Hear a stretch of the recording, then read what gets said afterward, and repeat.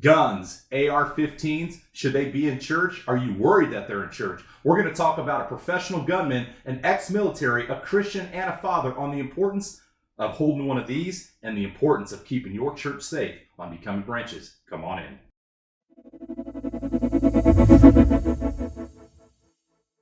Welcome everybody back to Becoming Branches. My name's Adam Cook. With me, Pastor Dustin McKinney, and the battle axe himself, Eric Lawrence. We're going to talk about some awesome things. If you guys like weapons, guns, axes, you right there, I know you do, stick around because we're going to talk about some awesome self-defense and is it appropriate as a Christian?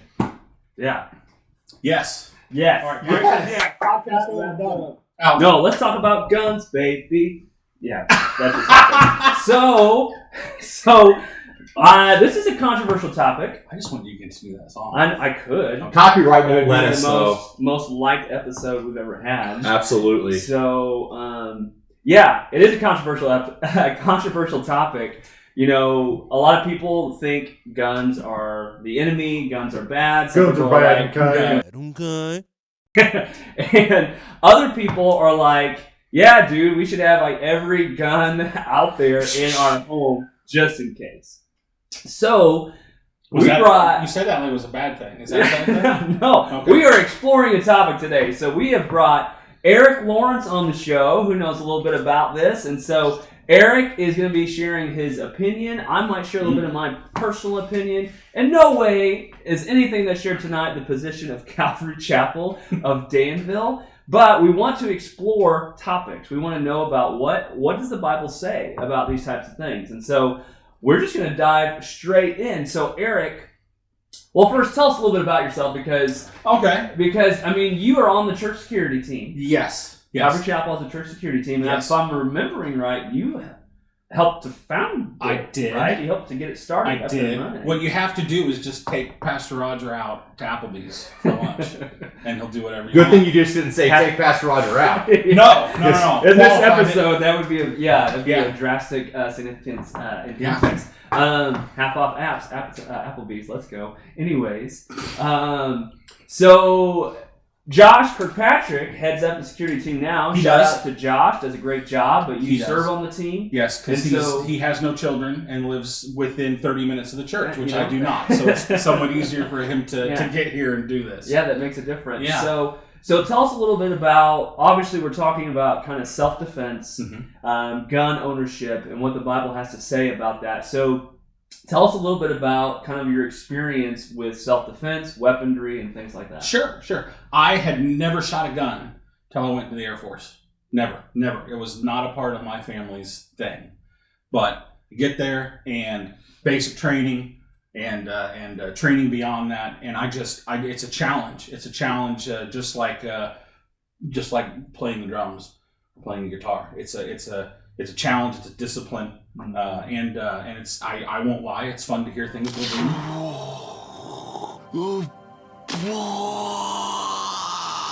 And so I did go back a little bit.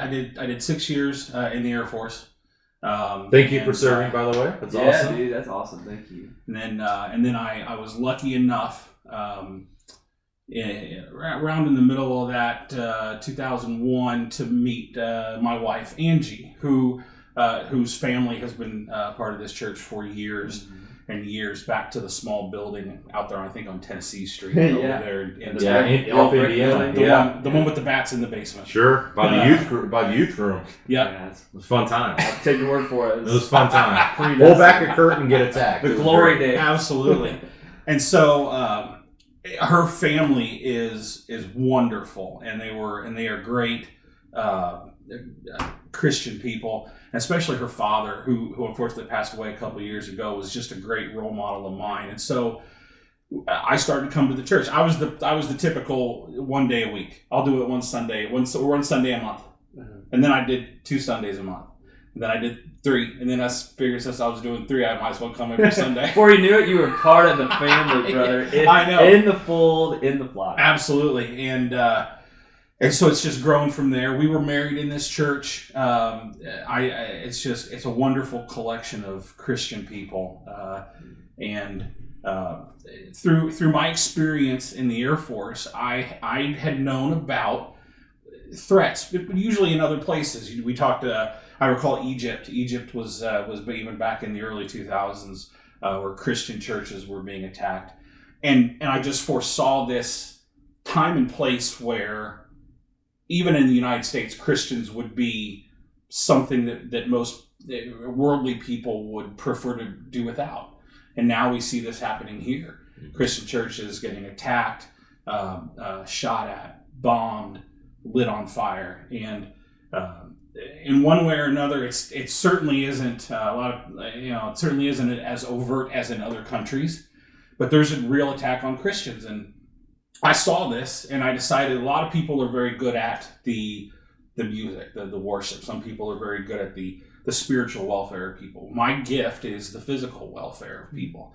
And so I took Pastor Roger out to lunch at an Applebee's in Avon, which I don't think is there anymore even. It is.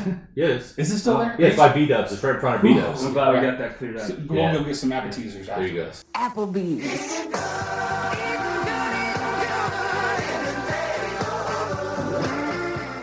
Appetizer half.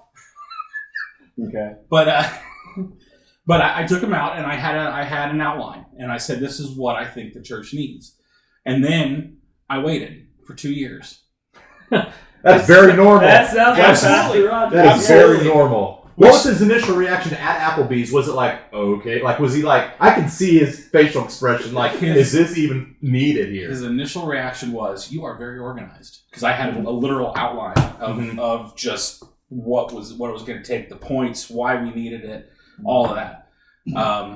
And I the hardest thing is the waiting. A lot of people, since I've been in the church and a Christian, a lot of people can't do the waiting. They have an idea, they want it done yesterday. They get frustrated with it, and then nothing happens. And so what do? They leave the church, right? They go, I'm gonna find another church. And the hard thing is the waiting. I see a lot of people that unfortunately can't.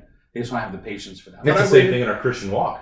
Absolutely. God. We get frustrated, like, Lord, we want something, we want a door to open, and God's like, I will, but what you don't see is that this needs to happen 3 years from now, and you want it to happen now. Right. And we get angry. It's his timing. Mm-hmm. It's his timing. It's not ours, and a lot of people do that. Well, I waited for his timing, and it took 2 years, but out of the blue, I'm standing out there in the lobby, and Pastor Roger comes up to me and says, hey, do you remember that idea you had 2 years ago? I was like, yeah, I remember that. He said, okay, let's do that. Make it happen, Ken. Absolutely. And so then again, it's all on me now. And I was lucky I had Mike Mathis as an administrator here at the time, right, who just helped out in a number of ways, just finding people, setting up things, making sure, all the back stuff, making sure that insurance was okay with it, how all the administrative thing. Did you have to get with the local police department or anything special? We did not have to, but we did. We made sure we let them know that we had a security team. One of the real concerns, of course, is after an incident, police are going to roll up, and you don't want them to shoot the wrong people. You don't want them to see someone with a gun and say, "Oh, there's a target," because that happens all the time. Mistakes happen all the time, and we're human, so we're going to make them. Sure. And so one of the things we wanted to do was make sure they knew that if they were coming up here, that there might be someone armed that was not the bad guy. So that was really important to make sure that we did that. And I was also very blessed with people like the Kirkpatricks, Steve Heinrich, Keith Rawlings. We've added a couple, Bob, Zach, Dalton just recently got added. But people that were of the same mindset, that the physical welfare of the church is taken care of. And we see that borne out in events. We see church shootings, unfortunately, a couple of times a year. And we just want to make sure that we are on the prepared side when something like that happens. Yeah. So you're being proactive, and you said something, you mentioned being in other places around the world and seeing Christians being targeted. Yes, it's not as extreme here in the United States, but we absolutely live in a different world, even 20 years ago. Oh, absolutely. Being, 10 years in public education, never did I think there would be a day that I had to require teachers to plug a bullet wound in a student. Mm-hmm. So Stop the Bleed training is now required in Indiana. So teachers have to literally learn how to plug a bullet wound. And I remember telling my teachers, like, yes, it was like the second or third year we've done this. And I was like, yes, it feels like business as normal. I was like, but in your minds, never make this business as normal. Like, you should be irate that our society is in a place where we have to do this. Absolutely. And so your positive relationships with students matter so much. That's where the war is ultimately going to be won. But we are in a position now where we have to start thinking about these things. So, Eric, I've prepared some tough questions for you. Oh, excellent! Because this is a tough topic. So I only want the tough ones. Yeah, so you'll have people who will say that, ultimately, God is in control. So why do we need a security team? If God wants to protect the church, that's what He'll do. He'll make sure that no one comes in and He'll jam the gun, or He'll turn someone's heart who would want to come in and cause harm. So how would you respond to someone who has kind of that side of the argument? I love the story of the man in the hurricane, right? You ever heard that one, right? Mm-hmm. Man in the hurricane, he goes up to the roof, it's going to flood. Yeah, A boat comes by, says, hey, come on. He says, no, God will save me. Helicopter comes by, through a loudspeaker, hey, we're going to send a guy down. He says, no thanks, God's going to save me. And the waters get too high, and it engulfs the house, and he drowns, and he gets up to heaven, and he says, God, why didn't you save me? And God says, well, I sent a boat and a helicopter. What else did you want me to do? Mm-hmm. Right? God puts people in your life for a reason. God puts people in your life for the good days, and He puts people in your life for the bad days. And His plan is something that we won't understand. I won't understand until I get face to face, and I'll probably pass out first. And then when I come to, maybe I'll ask Him what His plan was, and maybe He'll tell me, but it's up to Him. I don't understand His plan. I don't know why bad things happen to good people. But what I do trust is that there are people in my life that have been put in my life for a reason. And those people are there to take care of me, to protect me sometimes to call me out when I need it. Those people are sometimes also there to take care of my physical being. And God put people on this earth that have the skills to do that. And they are the ones that stand at our door, and they are the ones that make sure that no evil is going to come through that door. And if that's the plan, that's the plan. So that's an interesting thought, because when I look at Scripture, right, you do see God perform incredible miracles. You see God perform acts of protection, and God is still very capable of that. If ultimately, right, if the laborer builds the house, oh goodness, I completely messed that up. This is getting confusing. I'm just a pastor. I'm just a community pastor. That means less than. So, unless I've lost it. Help me! Help me! So help me. Unless the Is that gun Lord of loaded? the house I can't. Unless the Lord is Is the that Lord of gun the loaded? Let's house, just put the him out of his builder builds it All in vain. loaded. Unless Sorry. God is God of the city, the watchman watches in vain. Something around those lines. I completely lost it, but there's a watchman. Yes. Like, there's a watchman. So Yes. and I look at the Scripture, God does perform miracles, but when the Holy Spirit comes and He now resides in His people, God can still perform miracles, but He's chosen the church, He's chosen the Spirit working in believers to be His hands and feet. So I understand where you're coming from. And if you look at the Old Testament, man, God used armies after armies after armies after Yes. armies. There's if you go through just certain sections of the Old Testament, there's so much killing that God says, "Yes, go with you. I'm with you. I will defeat your enemies." Mm-hmm. And they go and just lay these towns out, Yeah. and they use people to do it. Yes. Yeah. In Esther, there's a situation where the Jews are going to be killed. God could have, nope, not going to happen. But instead, He worked through Esther and worked through the king to write letters to the Jews so they could defend themselves. Not have God do it for them, but defend themselves. I, for one, am a huge proponent of having a security team. I love it. It is comforting to me knowing that, A, you guys know what you're doing. B, you feel convicted that the Lord's using you in this way. You're not just arbitrarily doing it to to swing guns around, and you know what I mean? Because you have the people who are like, yeah, let's go, and they just like the Joe Dirts, the Joe Dirts, you know what I mean? And it's French. And it is. But then you have the professional people. Josh is extremely professional. Yes, Josh is with wonderful. firearms.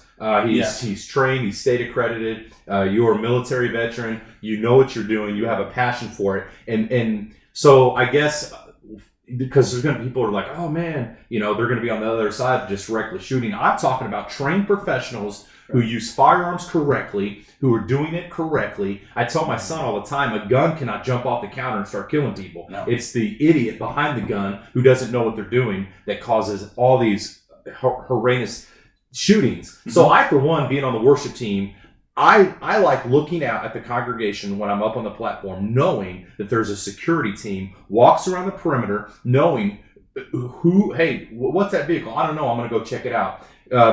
This one guy brought in a bag one time and set it up. We were doing prayer, and Pastor kind of ran and got Josh, and the whole team came and got him out. Do you remember? That stuff is important. It is needed. Yeah, you're right. It is a sad state of affair that teachers have to plug bullet wounds for ninth graders, and the thought of this is insane. But the fact of the matter is, it happens. Yes. And would you rather go into a church with no Erics and no Joshes and you get absolutely massacred, or you got a guy step up and could stop a situation from happening? I think it's great, man. I'm on your team. Can we use this now? Sure. Yeah. They won't miss the nest or what's left of it. All right. So I have another question. So you have individuals who will support gun rights, to an extent, like, okay, if you want to have a single shot revolver. Sure. But why do we need like AK-47s? Why do people need automatic weapons? Like how would you respond to something like that? Right. I see that argument a lot. I usually ask them if they type that on their phone on Twitter. Mm-hmm. It's X, actually. Because sorry. Yes. Sorry. Hashtag X. If you'd like to sponsor Calvary Chapel's podcast. That's right. Yeah, it's a false question. We sit there and we ask, is there a limit on free speech? And we're talking strictly about the U.S. Constitution here. We're a little bit, but of course they modeled that on biblical doctrine. Our founding fathers did. So we were talking about the Constitution. I do ask that question. Did you type that on X? Did you use your phone? Are you using any kind of 21st century medium to explain your opinion? And if that's the case, then why would I be limited to muskets or a hatchet or a sword? It's just a ridiculous Yeah, because all I hear question. is like, if you have an awesome car, and somebody's like, why do you have 900 horsepower when you can have a 65 horsepower? Because it's 900 horsepower, man. I want to rock out. That's what I think of it. Yeah. More horsepower. For it.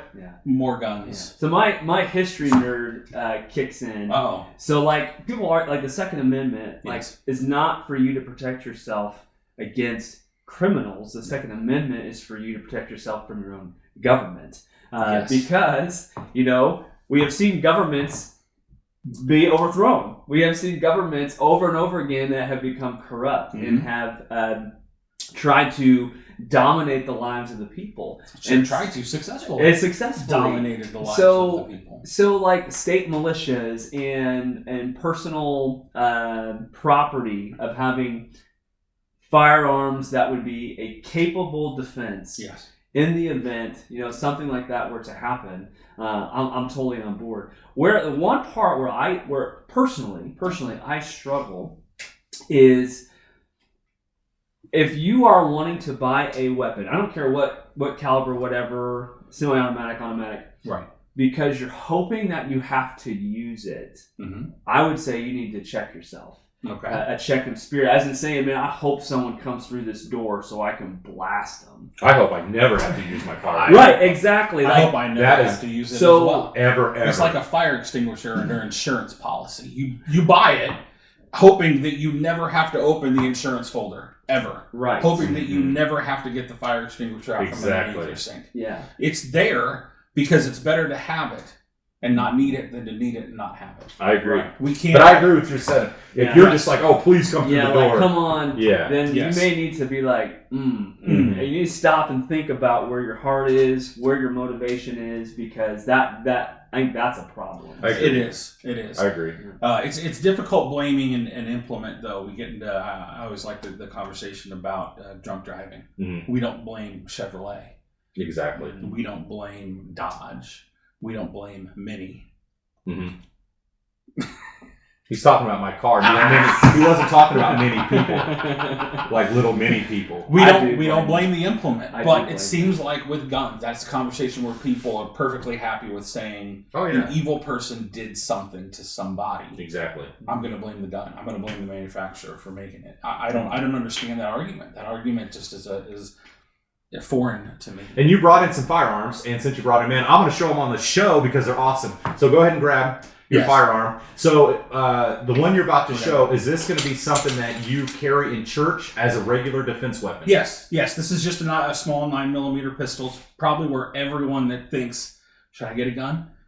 Yes. Everyone that thinks that they should get a gun should start, right? The key after you have this is to get training, right? To learn the firearm rules, to not point it at people, to consider it always loaded, always understand where your target is and what's behind your target. See, but there, you just rattled off a bunch of common sense. Right. And the problem is, once people do what you're doing, they think they're superhuman. They think they're above the law. They think that now you can't tell them anything. And because of what you're holding, gives them a whole different element. And I think that is on the other side of the table where people freak out about guns. Oh, absolutely. Do you agree? I mean, fully. So explain that. Well, that's a difficult one. You said you want all the hard questions. I do. Idiots shouldn't own guns. I agree. They shouldn't vote either, if you catch my meaning. There you go. But we live in a world where that doesn't always happen. Sure. Idiots shouldn't drive cars. Sure. The 14 people that got in my way out here should know that. Good thing that was unloaded, huh? It was. Never came out because I'm not an idiot. You're not an idiot. Exactly. And we can't police everything that people do. Yeah. We just can't do that. Do you ask yourself, would an idiot do that thing? Whenever I'm about to do something, I think, would an idiot do that? And if they would, I do not do that thing. And then try to do the opposite? And then not do that thing? If an idiot would do that thing, I do not do that. I do not. Better than ask yourself. That's a Dwight Schrute quote. Absolutely. Heck yeah, it is. That's unloaded. Yes. Oh, it's even got the American flag. It does. And you got your night sights. Because America is the greatest country on the face of this earth. Fight for your life. Hashtag facts. That's right. Training is what people should have. Find a trainer. You spoke of Josh. Josh is a U.S. Concealed Carry Association certified trainer at the church. Find him and get classes. It's just like anything else. Being able to defend yourself is a perishable skill. If you don't play the guitar for a couple years, you're going to forget how to play it. If you don't practice, if you don't train, if you don't go to a range, and instead of just blowing a couple of mags down range, if you don't train with it, you're going to lose the ability to do that, just like anything else. All right, we got another one over here. As we're winding down the show, I got to show you this one because this one's awesome. So we got this isn't one you're going to see walking up and down our aisles at church. But if you did, you'd never come back because you'd be scared. Conceal carry that sucker. So what do we got here? This is just an AR-15. This one is mine. It's kind of modeled after a rifle that I was issued in when I was in the Air Force. It's very cool. More of a you would call it more of a marksman's rifle. It just has a scope on it, a suppressor. What's the distance with accuracy? I have accuracy probably 500, 600, 700 yards max. Practical accuracy. It's fun. It is fun. It's got a suppressor on it for my hearing because guns are loud. If you ever want to know why guys in the military learn, hand signals, it's not because it's cool. It's because after one shot in an enclosed building, they can't hear anything anymore. And this is just, I could use this practically. I could use this coyote hunting, right? It's got a round in it that's pretty good for coyote. Realistically, I use it to defend myself if the need should arise. Like I said, that fire extinguisher, I don't get to determine when I need that fire extinguisher. So if I need a big fire extinguisher, then I should have a big fire. So here's a question, because I'm also a firearm license carrier, and I do not have an AR-15. But my question is, if unfortunately, let's say you heard a window break or whatever, would your first reaction to quickly grab your handgun, or would you go and strap up and get the AR-15? Your handgun is used to get yourself to the rifle you never should have dropped. Gotcha. There you go. Gotcha. Yeah. That's a great and your point. rifle is used hopefully to get yourself to a shotgun, which is just in a close quarter situation is just the king. But yes, I would use my rifle I use my handgun to get to my rifle. The rifle importantly has a light, right? So even in the dark, I can see what I'm shooting or not shooting in that situation. Once you get training, you start to get into this. You learn what's important, to identify targets, to make sure you're not pointing a gun at your kids in the middle of the night. Sure. It's why one of my pet peeves right now is weapon mounted lights that are mounted onto the front of a handgun. If you're pointing your light to identify someone in the middle of the night, if you're pointing your light at it, you're also pointing your gun at it. Yeah. And I don't want to do that to my kids. Sure. So as a tactical kind of a tactical reason, I prefer a handheld light. But that's, we're getting into the weeds a little bit, right? Sure. Yeah. So in closing, what would you say, kind of like your closing statements to people who are Christians, they do love to come to church, maybe are uncomfortable with the thought, especially an AR-15 within the premises? What would you say as a Christian man, as a father, as someone who served in the military, who has a passion about this, to make them maybe feel better about guns in the church for their safety? There's a doctrinal history of self-defense. We have to talk about what self-defense is. Self-defense isn't murder. So when we're talking about the Ten Commandments, one of the things I hate is most of the modern interpretations of or translations of the Bible use kill instead of the original Hebrew, which was murder. There are many situations in the Bible where self-defense was necessary. Esther is an absolutely great example where the king allowed the Jews to defend themselves from people that were trying to kill them. Not like that's a historical. Yeah. There you go.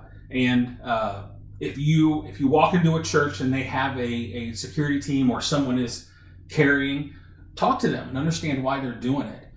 If you don't like it, if you are dead set against it, my advice is to find another church that isn't defended. As hard as that sounds, there are some people out there who will just never, ever in the world be comfortable with it.